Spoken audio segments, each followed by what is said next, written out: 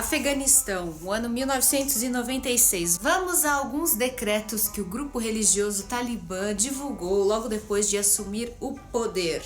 É proibido as mulheres andar descobertas. É proibida a música. É proibido barbear-se. É proibido reproduzir imagens. É proibido soltar pipas. É proibido usar cortes de cabelo ao estilo americano. É proibido jogos de azar. É proibido empréstimo a juros. É proibido lavar roupa à margem dos rios. É proibido tocar tambor, etc, etc, etc. Por alguns anos, a ditadura do Talibã no Afeganistão transformou a vida de homens e mulheres em um inferno sem que o Ocidente se importasse muito com o que estava acontecendo. Os homens, como eu comentei, não podiam fazer a barba, não podiam ouvir música, não podiam ler livros que não fossem aprovados pela compreensão distorcida e extremada que aqueles governantes tinham do que era o islamismo. Mas a pior parte, é claro, ficava com as mulheres, que além de serem proibidas de tudo que os homens também não podiam fazer, eram proibidas de estudar, de trabalhar fora de casa e sequer de sair de casa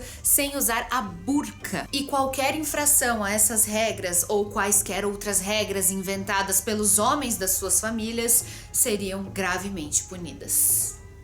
Mas eu tô me antecipando, porque antes dessa capa da revista americana Time chocar o planeta inteiro com as atrocidades que estavam acontecendo com as mulheres afegãs, alguns anos antes da publicação dessa capa, aconteceu um outro evento que também mudou a história do mundo para sempre. Talvez você já tenha ouvido falar. Attack on America, a special edition of NBC Nightly News. Terrorists declare war on the United States, hijacking jetliners, crashing them into New York's World Trade Towers. Another airliner into the Pentagon, threatening the seat of national power. Thousands likely dead. Downtown New York in chaos. America wondering, what next? Os ataques ao World Trade Center e ao Pentágono em 7 de setembro de 2001, atribuído a um grupo terrorista chamado Al-Qaeda e que dizia-se era apoiado por governos extremistas islâmicos, como era o caso do governo do Talibã lá no Afeganistão. Menos de um mês após o ataque, os Estados Unidos desrespeitaram a orientação da ONU e invadiram o Afeganistão com milhares de soldados e trazendo também vários aliados, alegando que a destruição do governo dos talibãs seria fundamental para erradicar o terrorismo da face da terra. O governo talibã caiu, felizmente caiu, e rapidamente a capital do Afeganistão, a cidade de Cabul, se encheu de soldados estrangeiros, de jornalistas de todas as partes do mundo, entre eles uma jornalista norueguesa chamada Asmi Seerstedt, que desembarcou em Cabul em novembro de 2001. Ela foi para o Afeganistão como correspondente de guerra, acompanhou as tropas dos Estados Unidos e os seus aliados durante algumas semanas, viu a queda do governo talibã e aí ela foi para Cabul e fez amizade com um tipo de comerciante que é muito incomum num país em que 3/4 da população não sabe ler e escrever.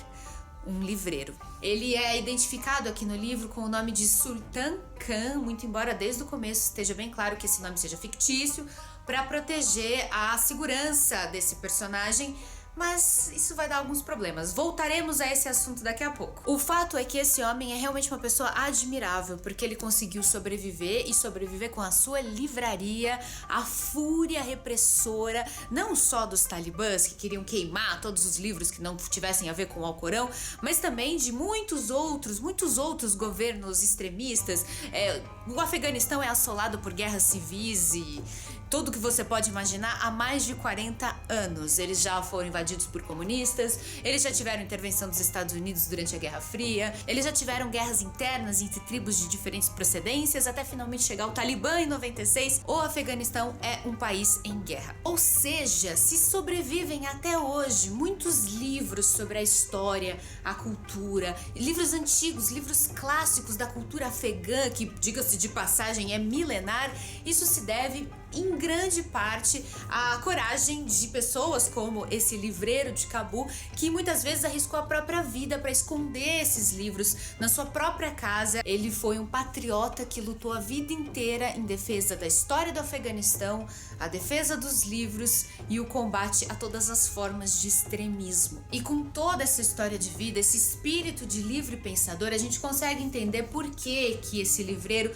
fez amizade com essa jornalista norueguesa durante essa passagem dela por Cabul e teve confiança suficiente nela para permitir que ela passasse uma temporada vivendo na casa dele, junto com a família dele, para contar a história daquela família num livro-reportagem que ela queria escrever. Muito provavelmente ele queria que ela contasse a maneira como ele heroicamente tinha, de fato, salvado a história do Afeganistão registrada nos livros. E ela fala disso? Fala, mas essa não é a única história que ela conta, não. Durante os 5 meses em que viveu na casa do livreiro de Cabul, a jornalista Asni Sirstad teve acesso a algo que um jornalista do sexo masculino jamais conseguiria.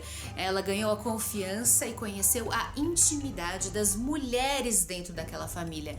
Naquela época, mulheres afegãs, e até hoje é assim, não poderiam jamais se relacionar ou conversar ou ficar sozinha no mesmo ambiente que homens que não fossem da sua família. E com isso, a reportagem final da Asni acabou revelando algumas facetas da vida familiar do livreiro de Cabul que ele provavelmente gostaria que ficassem mantidas em particular, mas que chocaram o planeta inteiro. O livro foi traduzido para 41 idiomas, é lido em universidades, é considerado uma grande reportagem e é até hoje o maior fenômeno editorial de um livro de não ficção da história da Noruega. E o que chocou os leitores do mundo inteiro foi a mesma coisa que chocou essa jornalista, uma mulher independente que, vamos lembrar, nasceu e foi criada no país com maior qualidade de vida do mundo segundo o último ranking da ONU, a maneira como os homens tratavam as mulheres. E isso não é culpa só do governo dos talibãs, que, vamos lembrar, nem ficou tanto tempo assim no poder, né? Foram só 5 anos até que os Estados Unidos derrubassem. Essa cultura do machismo está impregnada na cultura tradicional afegã, na mentalidade das pessoas, de uma tal maneira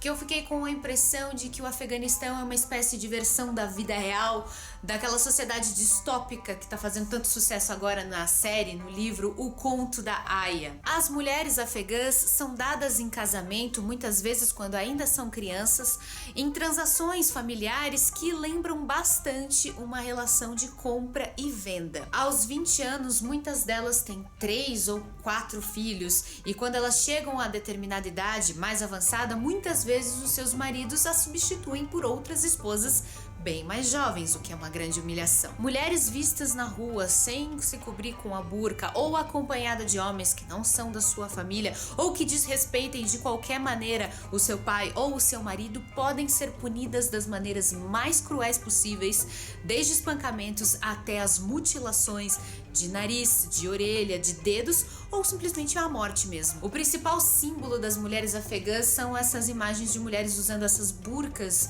de azul claro, que são o tipo mais fechado de burca, né? Porque nem tem mesmo abertura para os olhos, é só uma redinha. Então é realmente muito difícil de enxergar o mundo estando dentro da burca. Hoje em dia muita gente relaciona a burca com o islamismo, acha que é tudo a mesma coisa ou que a burca sempre existiu, mas na realidade, se você voltar 100 anos na história, nenhum país islâmico usava burca, as pessoas não saberiam nem o que é. Essa é uma invenção relativamente recente de países que assumiram formas de governo fundamentalistas islâmicos. Vamos lembrar, não é a maioria dos países islâmicos, tá? Mas em alguns países é assim. E voltando para a reportagem, durante os 5 meses em que a Asni conviveu com essa família, ela conseguiu conquistar a confiança das mulheres, das esposas, das filhas, dos parentes do livreiro de Cabul, de maneira que ela conseguiu entender a intimidade delas e ela se sentiu confiante, inclusive, a ponto de, aqui no livro, escrever como se estivesse escrevendo um romance. Ela fala o que as mulheres estão pensando, o que elas estão sentindo, o medo que ela sente do marido, das punições, a humilhação que ela sente com relação a várias coisas que a sociedade impõe para a vida delas. Como leitura é uma experiência simplesmente fantástica. Agora, como lição de ética jornalística, é uma grande polêmica. Acontece que depois desse sucesso editorial, né, no mundo inteiro, a jornalista Asni Sirstad foi processada pelo livreiro de Cabul, que revelou, né, para o mundo seu verdadeiro nome, né? O nome dele é Shah Mohammad Reis, que começou então uma batalha judicial que durou quase uma década, acabou há relativamente poucos anos. E de certa forma, eu tava lendo umas reportagens a respeito, de certa forma ele tem razão, porque muito embora ela tenha mudado o nome das pessoas, ela dá tantos detalhes com relação à casa onde eles moram, o lugar onde eles trabalham, a aparência física, que é óbvio que eles foram identificados na hora. As consequências disso foi que eles perderam a segurança e tiveram que se exilar, tiveram que sair do Afeganistão e morar como refugiados em outros países como o Paquistão ou o Canadá. Então, nesse ponto eu acho que ele tinha razão. Agora, o outro motivo do processo, aí já é mais complicado, né? Porque as pessoas, elas não gostam de ser retratadas como elas realmente são.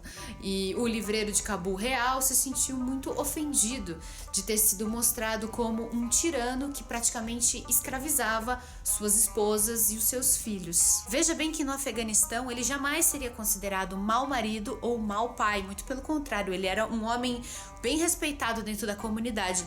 Mas, globalmente falando, todos os leitores que mundo afora leram o livreiro de Cabul ficaram horrorizados com o patriarcalismo e a crueldade a que as mulheres e as crianças eram submetidas dentro dessa sociedade. O livreiro foi à mídia e foi à justiça lá na Noruega acusar a jornalista Asni de ter, primeiro, distorcido as coisas que ele e os parentes falaram, de ter humilhado a sua família, de ter traído a sua confiança e, de maneira geral, ofendido toda a cultura do Afeganistão. O processo se arrastou por muitos anos, ele chegou a ganhar em primeira instância, mas no final, depois de 8 anos mais ou menos, a Suprema Corte da Noruega acabou inocentando a reportagem, dizendo que no fim das contas ela não tinha distorcido os fatos que viu e que ouviu, ela tinha se mantido fiel. É por isso que eu acho que o livreiro de Cabul, ele ensina uma lição muito importante que todo mundo precisa ter em mente, por mais que seja difícil de compreender. Nada nesse mundo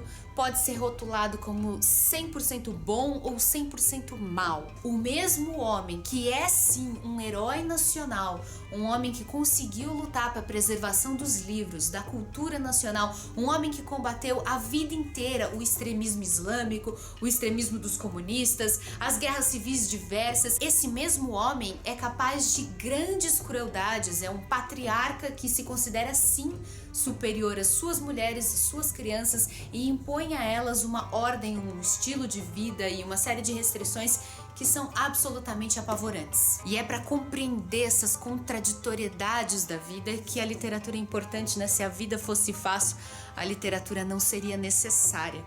O Livreiro de Cabul é o livro do mês do Clube IP Amarelo. Já é o 4º ou 5º mês que eu tô recebendo a caixinha e eu tô adorando a seleção dos livros. E no mês que vem a promessa é homenagear o grande inspirador desse projeto, que é o escritor brasileiro Rubem Alves, muito importante, um pensador fundamental, um cara que eu admiro profundamente.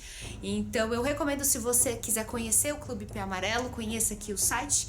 É uma parceria muito bacana que eu tenho feito com eles nos últimos meses e que eu tenho recomendado para todo mundo que eu posso, porque realmente a seleção de livros dele vale a pena. Para você que acompanhou esse vídeo, muito obrigada. A gente se vê então na semana que vem. Se você quiser ajudar o projeto, se torne um padrinho ou uma madrinha do Ler Antes de Morrer.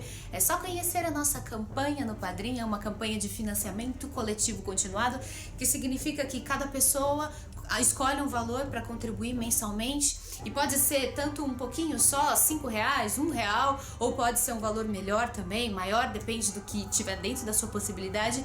E assim, com a ajuda de todo mundo, esse projeto está crescendo e eu tô conseguindo cada vez mais avançar nas minhas leituras, produzir material de qualidade.